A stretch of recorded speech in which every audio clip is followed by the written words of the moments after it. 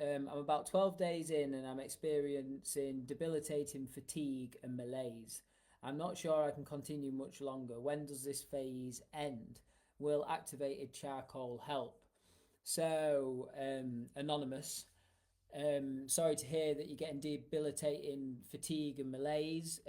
Obviously, whenever anybody tells me this, we've got to make sure you're taking the Qenda right first and then go from there. So, you are 12 days in now, so you should be on the 2 scoops in the morning and 2 scoops in the evening, and you should have been doing that for like the last 5 days. From week 2 onwards, you have the morning serving of 2 scoops and the evening serving of 2 scoops. So assuming that you're doing that correctly, then we need to look and make sure that you're adequately hydrated as well.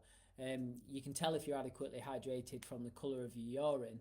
If your urine's like a dark yellow or a light brown, you know you're dehydrated, so you need to get more water in.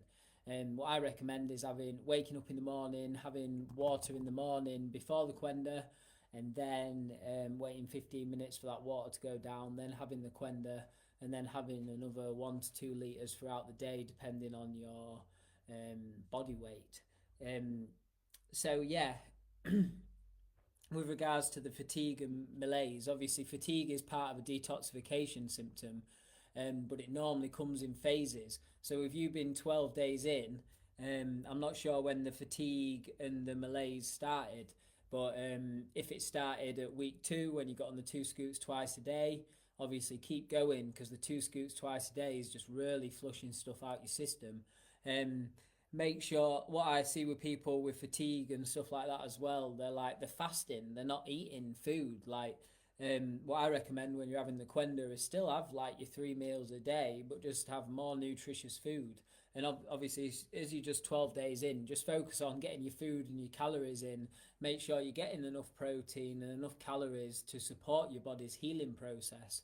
And the calories, obviously, so you're giving your body enough energy to heal. So by making sure you're adequately hydrated, you're eating enough food, and then of course sleeping enough at night time. If you have the opportunity to nap in the daytime, definitely do that.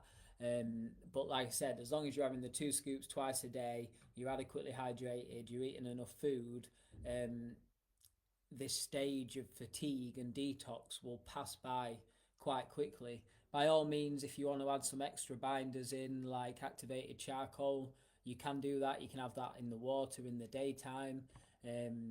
Yeah, binders can help, for sure, especially for certain people that have certain genetics that they really need binders in there. Obviously, you've got the chlorella in there, which is a great binder already. But if you wanted to have extra activated charcoal, you can do that.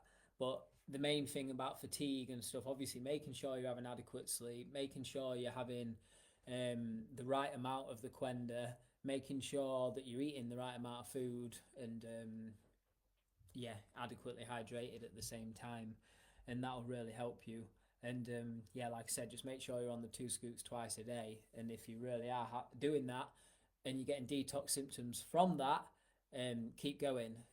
But if you're not doing all the stuff I said, start implementing like eating good food. Well, implementing eating the right amount of food. It doesn't even have to be good food at this moment. You just got to get energy and protein in, hydrate yourself, and make sure you're having the recommended protocol of Qenda, because some people can get symptoms when they're not having enough.